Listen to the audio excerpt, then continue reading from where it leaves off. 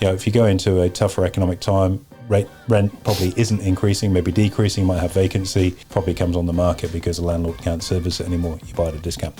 Same thing's true with stocks. So, in more difficult economic conditions, even though the business may be the same, the outlook for it's changed because the context or the music, the background has shifted a little bit. So more difficult economic times, lower earnings, and as a consequence, the business is worth less. The share price typically will drop on the back of that based on a weaker earnings outlook. Now, that outlook could be totally wrong. Probably will be, because it is half the time, and it's right half the time like it is in any market. But that can be a very, very fortuitous time to buy in, and you're quite right. The signal screener that we used post-COVID was a wonderful signal to get in, and it was at a time when people were still hitting the exit and the panic button. I need to get out, this market's dropped and dropping and dropping, and yet the smart money was piling back in and made an absolute killing, including us and our clients through that period of time. Psychologically, very hard to do that. Buying when markets are falling is quite tough, yet that's the time you want to be buying because value is there. Hey guys, welcome to this week's Money and Investing Show. This week we are looking at how you can provision yourself should there be a recession. Small steps you take today will ensure your financial security in the future. So make sure, as always, you take plenty of notes and, most importantly, make sure you take plenty of action. Hey guys, welcome to this week's Money and Investing Show with me, your host, Andrew Baxter, and as always, my offsider and co-host, Mitchell Olarenshaw. Thank you, AB. Now, we consider ourselves as fairly smart guys, so I'm hoping we can present some wisdom onto our listeners today because we're going to talk about 5 smart money moves to make during a recession. Scary prospect, but there are a few little tips and tricks that you can dig the well before you need the water type thing. I think you're quite right. We'll define a recession for everybody in a few moments' time, but fear only comes from the unknown, and if you can be prepared for as much as you can be prepared for, it does go a long way to assuaging concerns that people have. And a lot of people have never really been through a recession. So let's start off with that. What is a recession? And technically it's a couple of quarters of negative economic growth if you wanted to use the economic parlance. But I think in reality, some of the everyday things that people see, cost of living being out of control, economy slowing down, less jobs, less wage growth, are typical things that you'd see. Prices falling in the real estate market, a weaker stock market. They're probably some of the marker points that the layperson can see out there rather than getting fixated with quarter-on-quarter economic growth. Yeah, and I think we've probably had elements of that throughout the last couple of years since COVID, really. I mean, we've had a small bout of high unemployment, which has now dropped. We've had certainly a cost of living crisis and everything in between. So there's probably pockets of the market, I think, that have probably felt like that. Would you agree? Oh, absolutely. And if you look at it against, say, a quality of life index, that would be an anecdotal benchmark for so many people. If your quality of life is not what it was, you're going backwards, so to speak, in terms of disposable income, ability to keep on top of your bills, and that overall sense of financial well-being. For some people, that too will feel like a recession personally rather than economically. And it's funny too, like as we come to our first point, we're just talking about this. Without the benefit of hindsight, it's hard to judge anything as good or bad. So I think when you look back in time and you actually review recessions as opportunities, as step number 1 here. Massively so. And if we talk about people not necessarily having experienced it, you think about the GFC, for example, which was 2007, 2008. That was probably the last decent recession that we've had globally. Yet here in Australia, because whilst the US went through a really difficult time where probably market imploded, unemployment was through the roof, and it was a very, very difficult time economically, Australia kind of danced between the raindrops because of our relationship with China, and China kind of picked up the slack of the US, and as it's our major export market, we had a mining boom, which on the scales kind of, we had a small pullback, but it wasn't anything like what it could have been. So a lot of Australians have been shielded from the real teeth of that. And I've been through a couple of these. They're not fun. 92, when I graduated, the job market was really tight, very, very slow from an investment perspective in terms of business hirings and things like that. And there's a generally gloomy outlook, would be another example of that. So there's a couple I've been through in my time, and they're not fun. But as you say, they're also opportunities. So let's get into the positive side of the coin. So So what kind of, like the question you had was opportunity within a recession. It doesn't have to be a bad thing. It can be a good thing too. That's right. I mean, if we have a recession, typically you would expect asset prices to drop, which may mean that if you do have some level of savings, that cash could be deployed in asset price, which is trading at a discount, right? Absolutely. Distressed asset purchases are a very good example of that. Like an Aston Martin on the GFC from you? I did very well, Aston Martin. Remember you telling me that? Yeah, that was somebody else's pain, which became my pleasure. That's right. Perfect example. And you can, I mean, that's a bit of a silly one, I suppose, but nonetheless, it was an example, opportunity. Right? And distressed assets, you take real estate, for example, if you've got, say, commercial real estate in particular, during a recession, business tends to be a little bit tougher. You can have a higher vacancy rate, and you can see that if you walk around a large number of regional towns now, there are empty stores. That's not just recession signs, it's also a sign that online retail has really carved the guts out of bricks and mortar to a large extent. So if you're a commercial landlord, the value of your property is based on its yield. And if there's zero yield because the property is empty, okay, that doesn't mean to say the property is worth zero, but it's going to take a good chunk off the value of what that property kind of looks like. And if it's vacant for a significant period of time, you might find that the owner of that property is getting the torch put to them by the bank, whereby they look, the yields drop, the income has slowed down, we're revaluing the portfolio of property or this particular commercial property you have at a lower level, which means you need to put more cash in because we're concerned about negative equity on that property. The owner may not have the ability to put more cash in. They go to market with a fire sale because they'd rather unload the property for maybe a small gain than see it get repossessed. And we've sped up the cycle, so to speak, with that particular scenario. But that property coming to the market significantly under what it was worth a little while ago can be very opportunistic. Totally. We had a similar situation just post-COVID with our signal screener, one of our proprietary tools we use on the trading desk. Yep. The market had been slammed. It was trading at 30-40% discount, and we got a lot of our clients long the market, bullish the market at that time. If I remember rightly, that was early March 3rd, somewhere like that. Yeah. I think, and it was a great signal, because what that is, and I guess let's circle into other kinds of investments. So that's an example. Yeah, with property, and equally you could use the same example of residential property too. If you go into a tougher economic time, rent probably isn't increasing, maybe decreasing, you might have vacancy, property comes on the market because the landlord can't service it anymore, you buy at a discount. Same thing's true with stocks. So, in more difficult economic conditions, even though the business may be the same, the outlook for it's changed because the context or the music, the background has shifted a little bit. So more difficult economic times, lower earnings, and as a consequence, the business is worth less. The share price typically will drop on the back of that based on a weaker earnings outlook. Now, that outlook could be totally wrong. Probably will be, because it is half the time, and it's right half the time, like it is in any market. But that can be a very, very fortuitous time to buy in, and you're quite right. The signal screener that we used post-COVID was a wonderful signal to get in, and it was at a time when people were still hitting the exit and the panic button. I need to get out. This market's dropped and dropping and dropping. And yet the smart money was piling back in and made an absolute killing, including us and our clients through that period of time. Psychologically, very hard to do that. Buying when markets are falling is quite tough, yet that's the time you want to be buying because value is there. So point of discussion then for us, AB, this is all well and good if you've got cash saved up and you're in a position to pick up assets during these times. For most Australians, though, if we're in a recession, chances are cash is pretty tight. So how do you really look at this as an opportunity to play devil's advocate right now when things are really tough? Look, I think there's several strands to that. If you're not in a position where you've got cash when times are tough, but you've done okay when times have been better, what you've got to look at is your personal finance model as well, how you fatten the goose during the good times to make sure that you're in a position to ride out the more difficult times.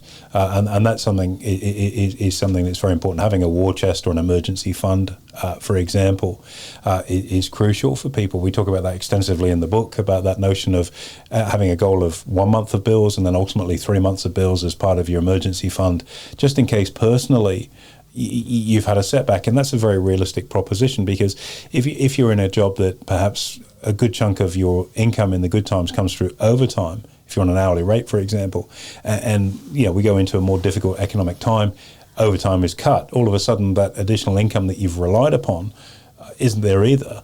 So you've got to have other means of being able to ride those tougher times out from a personal finance perspective. And, having that war chest that you build up is one of those. You don't find yourself in that sort of week-to-week or month-to-month situation. Absolutely. Point number 2 as well is I'd like to progress forward. So during a recession, we do have assets which perform better than others. So if we look at recession-proof style assets, you could throw a few names around like defensive areas of the stock market, which we can touch on, bonds, commodities. Where do you start as an investor if you wanted to have cash that's working, but it's not necessarily exposed to too much risk? It's a tricky one, isn't it? Because when you see a set of economic conditions which you could describe as recessionary, it's a red flag for people, and it's usually panic mode and let's revert to safety, which for most people would be holding cash. Yeah, as you rightly say, there are multiple areas of the investment landscape that typically perform quite well. I'll give you a very candid example of that, and that is debt collection businesses from a direct stock investment. And there's a brilliant business up in Brisbane, doesn't exist, it's been acquired now, called Collection House, which was in the bad debt recovery space, which during a recession is absolutely halcyon times for that kind of business. So there you've got a stock whose share price is going through the roof during a time where most stocks are getting panned. So within the sort of morass of difficulty, there are opportunities for picking up quality businesses. So that's an example of a very, very niche business which does very, very well under those sorts of circumstances. But more broadly speaking, asset classes which you would expect people to look to, growth type opportunities are the first things that kind of get cut. Discretionary spending businesses that typically get cut during tougher times. But things like consumer staples, groceries, for example, ultimately, whether the Nasdaq's up or down 50 points overnight or 500 points overnight, you still need to buy your food. And so stocks that are in that grocery space are typically much more defensive. Equally, from a stocks perspective, pharmaceutical companies, healthcare was on my mind too. Exactly. So, we've just seen a weaker quarter of GDP. I think I'll forego my prescription medicine this week is not a conversation that people would typically have. So again, they can be more defensive areas. Utilities also, you still want the electric or gas on, whether the economy is booming or not. So those sorts of areas are safer places to play within the direct equity markets versus the growth businesses or consumer spending or discretionary spending type businesses that tend to suffer when people don't spend. Other asset classes, as you say, things like bonds where there's a fixed income component to that which keeps your income flow happening and may offer an asset that's a little bit more stable through those more difficult times. The challenge is that bonds typically don't perform when you're at times of inflation, and during a recession is not normally inflationary, so they tend to do a little bit better. So as an asset class, certainly can be a little bit better. Gold potentially as a flight to safety, although that doesn't pay a yield, can be a little bit of one of those assets that the sort of life raft that people jump towards, and they will be certainly examples. And within the bond market, you can get things that are inflation protected assets. You can get capital protected assets too, which I guess we may move on to as a subset too. Yeah, and I think to throw another one in here as well, having a hedge in your portfolio or an area of your portfolio as such that will benefit from a market fall is always a good idea. So when we talk about hedging, we mean having a portion of your portfolio set aside where if the stock market falls, that part of your portfolio were to gain for our listeners out there. I think during recessions, those little pockets of goodness can be quite profitable. Very much so. And I think psychologically, they kind of put a bit of they put green ink in the ledger, which is always good. And psychologically, they give us a bit of a fillip to a bit of a lift in that, totally. Okay, it's not all doom and gloom. There are some pockets of greatness out there. And I think you can sort of backpedal this into several layers. If you're someone that's maybe just starting in the world of investing, when you look at some of the strategies you just mentioned about hedging or profiting from falls in markets, if you can have a little bit of exposure to that, the idea of which is to offset some of the losses you might be making in longer term holdings. You might have a blue chip portfolio of shares that pay dividends, maybe banks or something, which have had a ripper of a run and at some point will have quite a decent pullback, I'm sure. So if you've got something that sort of counteracts that and ensures that, okay, your bank shares might be down 15% and your hedge position might be up 10, net you're only down 5, even though these have dropped 15, you feel in a much better position financially. That's a reasonably sophisticated way of playing markets. You can take it a step further if you've, I guess, migrated further, if you've taken the time to get educated in the first instance. And I think, the key to surviving a recession or more difficult times in the market is to be educated on the options, no pun intended, that you actually have available to you. And once you've worked out that you can maybe hedge a little bit of risk out of your portfolio, that's a big breakthrough for many people. You're protecting your shares, for example, by buying a put option is a great way of, I guess, giving yourself a safety net to not be exposed to significant downside in markets.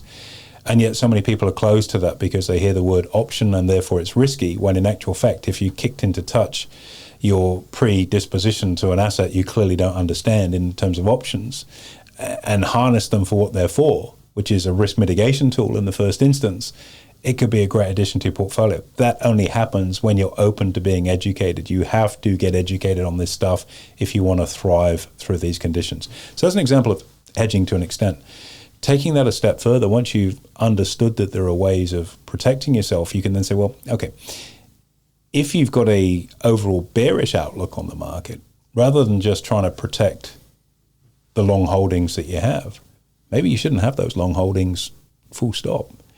Unload them and revert to being short the market.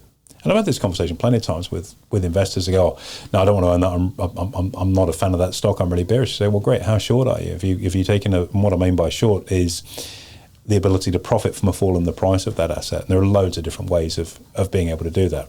ETFs, options, short selling being three of them. I said, what do you mean short? And I said, well, if you're so emphatic on your view that it's going to fall, surely you'd want to profit from that.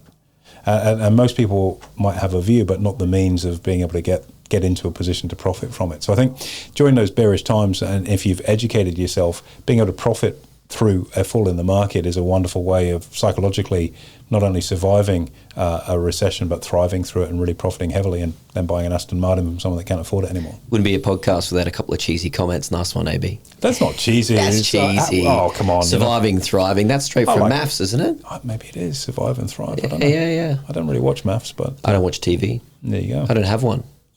Just kidding. Keep it that way. Just kidding. Okay, number three. That's a good way of surviving a recession. Don't watch the news. Don't watch the news. That's right. Yeah. Step number three, I think, if we just peel this back to basics, personal finance is something you mentioned prior. The emergency fund. This is massive. And that comes back to Basics 101, which is included in the Wealth Playbook. Budgeting, saving, building up your expenses. Because let's say we do have a cost of living increase and, for example, interest rates go up. Your cost of debt, your mortgage, for example, is going to be inherently more expensive. The extra cash to be able to facilitate that and support that, whilst also not compromising on your lifestyle too much, is a nice little safety net for a lot of people that they often forget about. Very true. And the plight of the average Australian right now is really well documented. We've spoken to this several times about the volume of people that have got less than a couple of grand in their bank account right now. And it's understandable. So many people are week to week, so it's very, very hard to build that up. The techniques that we employ, specifically in the Wealth Playbook, are not highbrow finance strategies. They're ways of stopping the bath of your income leaking and turning a tap on to get more in there, and both of which ensure that you have more cash flow in your life, which can go a long way towards buying that financial security. And that notion of having an emergency fund is not a luxury, it is a necessity. But it seems like such an enormous goal for so many people that are in a week-to-week situation. So how do you get yourself out of it? Once again, it comes down to education. And education isn't expensive, ignorance is. And if you find yourself, there's another one to trolley out for you there, but if you find yourself in the situation where you're under financial distress, you can do two things. And I know what it's like to have no money. I've been in that situation and it's not nice. So I do have an empathy and I do understand my feet are on the ground when I say this. I also know what it's like not to be in that position too. So how do you extricate yourself from it? If it's something that's painful, use that as a fulcrum, as a lever on yourself to say, never again am I going to find myself in this situation where I'm absolutely broke and I don't have enough money to pay the electric bill or the credit card or whatever it might be. What must I do to get out of it? And take those steps and feel that pain, which is horrible and it's so visible. And I don't say this as to be condescending or patronizing in any way, shape or form. It's, for some people, for a lot of people, it's a subconscious choice to be in that position based on either their spending habits or lifestyle decisions, or decisions around how they earn their money and what they choose to do. And that's a really harsh thing to say, and I'm sure I'll get my critics for saying it. And we don't sit here in an ivory tower. We sit here in this room to try and be a catalyst to help people grow, to be able to grow financially, to grow in terms of their skill set, in terms of their mindset and their ability to have a more fulfilled life. It's as simple as that. And that's where this statement comes from. So learning how to budget, where your money's going, is crucial. If you don't know how to budget, you're always going to be chasing the wind, which is financial security. You have to know how to stem off spending that's not essential. You have to know how to build a side hustle to get more income coming in. And yet we're in an environment where hours-wise, people work far less than what they've worked historically. So it has created a vacuum or an opportunity now in the current economy where there's a skill shortage. There's opportunities for second jobs, third jobs, left, right, and center if people want to step up. But the priority isn't necessarily to do that. So going back to that pain of being in a distressed position financially and making that commitment never again, and taking on, if it's a second job, and trading your time for dollars to build up a war chest of money so that you can ride out some tough times, is essential, because there will come a time if we slide into a recession where being able to get a second job or even having a first job could be a challenge. So making sure that during these times that are better than recession times, to fatten up the goose. That's right. To make sure you're there. They're just essential steps. But things like that don't seem urgent until they really are. Yeah, it's a timely conversation. I'll give a personal anecdote myself, if that's okay. We've had a couple of great years out of the market, and also property has done quite well for me personally myself. Eventually the music will stop, even for a certain amount of time, a short amount of time. So I've made a personal goal for myself this year is to actually triple my emergency fund. That's also because lifestyle shifting, but also we're in a good time. So I'm using the extra cash flow I've got from investments that have performed nicely to really fatten it up, as you say. And I would urge a lot of our listeners to do the same. If you've got spare cash on hand, it never lasts forever. No. Well, you've got to, if and there are various people out there, as if we use the term money coaches, which talk about buckets of water. So you've got the big bucket, which is your income, and you draw out your mortgage, you draw out your credit card, your utilities, your necessities, all that sort of stuff. Whatever's left is your kind of surplus. And building that up, I can't advocate enough, is so crucial. And you think, oh, I'm tripling mine, which might sound quite conservative. When you've got access to your funds and it's visible, you'll find a way of getting through it. And, you think back to in the past, I've heard sort of money coaches talk about, get your credit card, put it in a bucket of water, freeze the bucket of water so it's in a big block of ice so you can't get access to it. You don't know the number, you can't read it, it's out of bounds.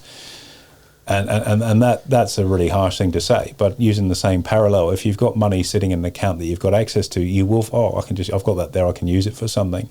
You have to squirrel it away in a separate place that is tougher to get your paws on to ensure that you do save it, unless you've got a really iron-willed discipline, which I know you do have.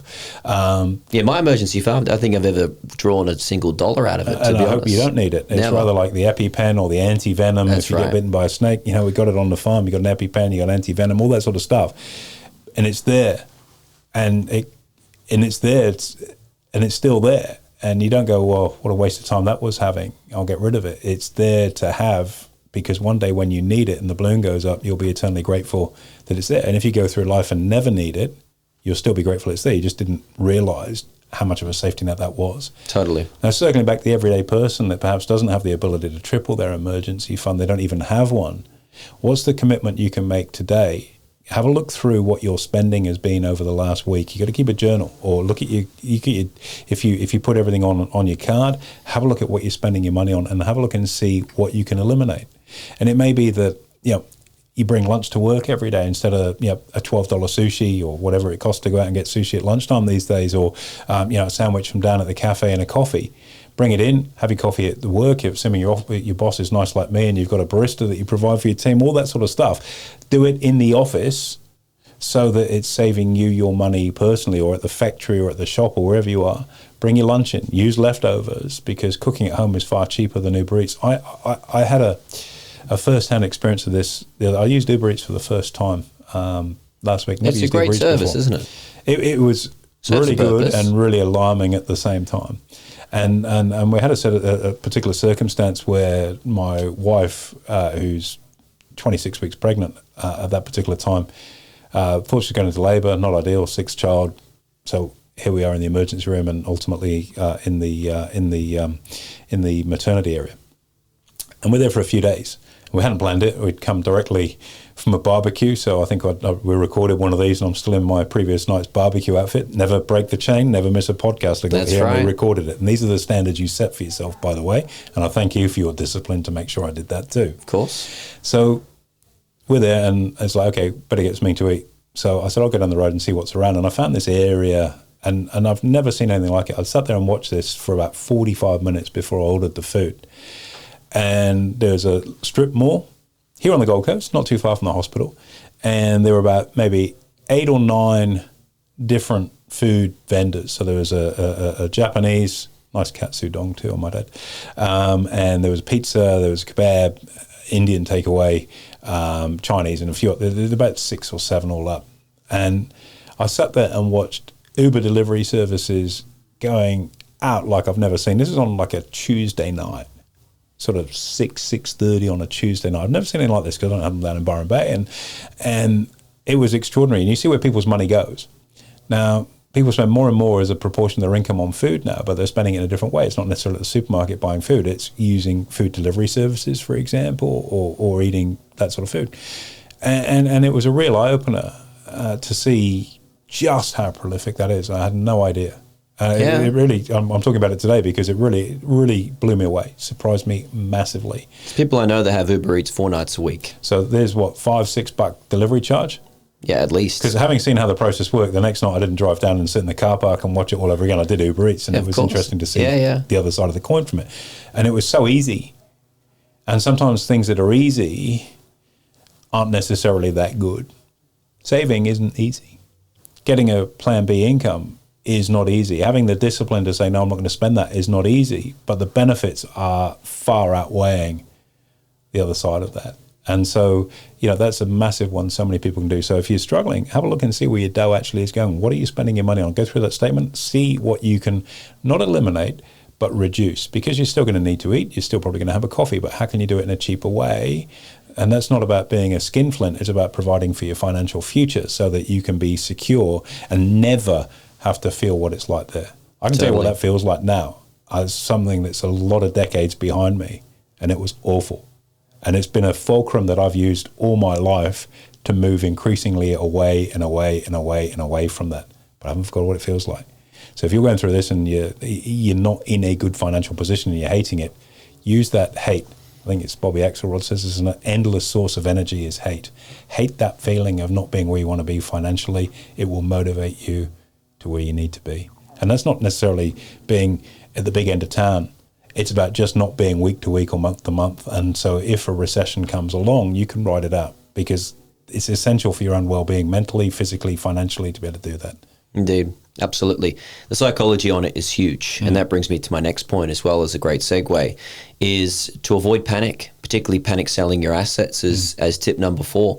If we do see recessions, we typically see quite hard and fast sell-offs of asset prices. A good example of that is the stock market. Selling out and cashing up is not always necessarily the right call, though. No. It's panic selling. Panic is an emotion. And when it comes to investing, there's no room for emotion in what you do. It's got to be a very deliberate campaign. So let's say you've got some shares, you paid $120 a share for them, and you might set yourself a level that you're going to sell at. We call it a stop loss in the industry. So it might be, they're $120 now. If it hits 105, I'm out. That's not a panic sell. That's a conscious decision. What's a panic sell is when they've dropped through the 100, that psychological level, and they're maybe $87, and you think, gee, this is really dropping like a stone. I'm going to get out now, but I've got some money left. That's a totally irrational and emotional kind of decision. And it's something you'll look back on over time and rue, because if you were the person that got out at 105, you got out at 105, not 120. But you can always put your money back in at 87, and you've got yourself effectively $18 of upside that the other person hasn't got. They've got that as downside. That's already your cream when the stock recovers, assuming you buy a good stock. So very, very dangerous to make those panic sell decisions. And people don't like to sell anything for less than what they've seen it be worth. So if somebody's got an all-time high of $120, well, you've got to sell it for at least the all-time high, right? It's just not realistic to expect that. Of course not. But the emotional screen flies over them, and I'd never dispose of it for less than that. That's why getting educated, again, is so important to ensure that those money decisions are based on a skill set and logical as opposed to an emotional reaction. And if I look at some of the great traders, clients that we have, that gradually unload positions on the way up so that they're largely cashed up as they fall back, and they buy more at the bottom. And people are, it's lucky. They all right for them. They've got all this cash they can buy it. No, they've got all that cash because they sold out during the good times and bought back in during the difficult times. And that emotional control to do that is a very high level skill. It feels like the opposite of what you should be doing. But heck, I don't know about you, Mitch. I reckon there are so many things in life where the right thing to do is actually the opposite of what most people believe. Yeah, I think going against the grain often works. Buy the bad news is a philosophy which you can employ in the stock market a lot. So yeah, if you do see a massive sell-off in the stock market, don't panic. One thing you could also consider, and this is a high-level skill set as well, but it can be done, is dollar cost averaging, particularly if we're looking at index investing. I think that's a great scenario where if the market does shave off, let's just say 20%, and you do have cash in the bank, that's a great long-term prospect to pick up an asset which we know has a long-term upwards bias. It's an index, SPY or ASX 200. Just explain this a little more in a bit more of a simple way for people. So what do you mean by dollar cost averaging? Okay, so let's say, for example, you own 1,000 units of the ASX 200 in the form of an ETF. So you don't just hold a stock, you hold the entire ASX 200 per unit that you hold. If that then was to sell off in value, so let's say it was 20% less than where it was a week ago, the units that you now hold are worth less 20%. What you can do is use more cash to buy in and purchase more units of that same ETF at a lower price point. That brings in your average buy point or average price down on that asset. All it means is that over time, as the market then recovers, you're in from a lower level because you've picked up some pretty cheap, you've picked up some previously at a slightly higher price, and then you have a more upside over the long term. That might be a little bit of a roundabout way to explaining it. I'm usually used to numbers and whiteboards in my explanations. I think it's a great strategy for people to use. The caveat I would put on that is that that's different to averaging down, insofar as if you own if you've got an asset you like and you've got a long-term positive view on it, dollar cost averaging is a brilliant strategy. If you bought something and it's an absolute shocker and it starts falling away, chasing a bad asset with more good money is a disaster zone. So there's a subtle distinction between the two. But as you rightly say, things like an index ETF, which over the long term, based on market performance, typically perform pretty strongly, those pullbacks really are buying opportunities. And it takes a lot of fortitude to do that because human nature and our ego will sometimes say, well, what if it falls lower? I could get it for even lower. But I think trying to time the market is very difficult. On a decent pullback, get some money in there. Well, even you can go even more advanced again as a higher level skill. So once you've mastered that, what you can do is... I'm leaning in. I'm fascinated. Let's say, for example, you've got cash in your trading or your broking account. You can actually have orders to buy into that index ETF at a lower price point. So let's say the ETF's trading at $100. You could already have an order preset in at $80, which means that if the price of that asset drops to $80, your buy order is going to be done and filled. You're going to pick up the asset at $80. Now that requires a fair bit of skill set because what you're committing to is buying an asset at a certain price if it then drops. It also takes a lot of the emotion out of it too. That's really smart because ultimately you're not then caught in the heat of combat where you're looking at it going, I wonder if it's going to go. You've just made the decision that that's an attractive level to buy it. And that's I think right. Removing emotion, if we circle back to that, is the ultimate key to success. It's not about being right or wrong. It's about getting stuff done and not sitting on the fence, beating yourself up whether you could have got a better price or not. It's just about getting in the game because over the long term, which investing is ultimately about, you have to be in the game and have to have time working for you. And if you're so busy faffing around deciding whether or not you're going to get in or not, or it could be you miss the opportunity because your threshold for making a decision is too high. Absolutely. So I think that's a great way to do it. And I can think of a number of portfolio clients we've got that employ that strategy and make an absolute killing. Totally. So a pullback in the market is boom times for these guys. That's right. Doesn't feel like it should be, but that's the reality if you've got a game plan. It is, for sure. Now, last but not least, AB, we alluded to this prior, is tip number 5 during a recession is to get a side hustle, extra income. Can't go wrong, right? I think the more non-direct sources of income you have, and people talk, oh, you should have 3 or 4 or 5 or 7 forms of income over time. It is pretty good advice. And you can slice that into a number of different, most people will have a job, but during a recession, there's a chance that job may not exist anymore. So if you've taken the time to have something else that runs out there, it can help smooth things over during the more difficult times.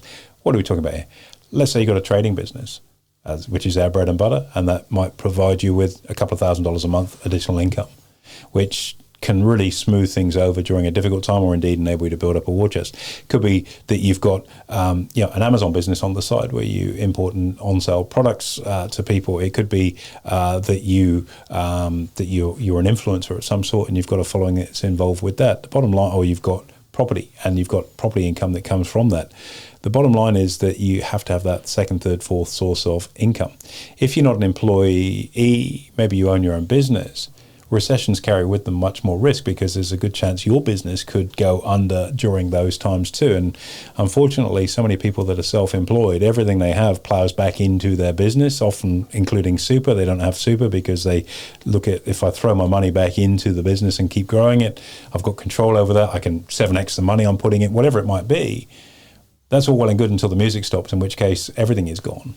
And so I think it is really, really important to have things that you do outside of that to give you that indirect income or opportunity for income that you may or may not need. You'll be grateful for it, that's for sure. But you don't want to be the person that's running for that door when everyone else is. It's stuff to do now, digging the well, as you said earlier, before you need the water. That's right. We're in good economic times at the moment, but the music doesn't always last. That eventually it will stop, even for a short period of time. So I hope this podcast, AB, has been great for our listeners to get some ideas before the fact, as you say. Indeed. And look, let's hope we don't see a recession. Recessions aren't fun. They're really not. Yes, they can be opportunistic, but they're not fun.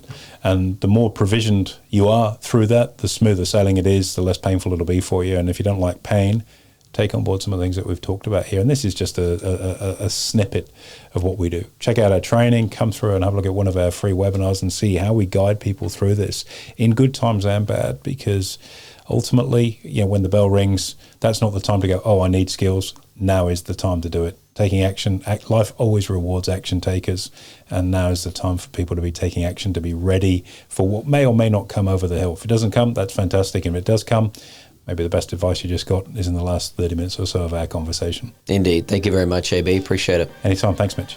There you have it, guys. Make sure you like, comment, subscribe. Most importantly, hit the notification button, and we'll look forward to hosting you next week.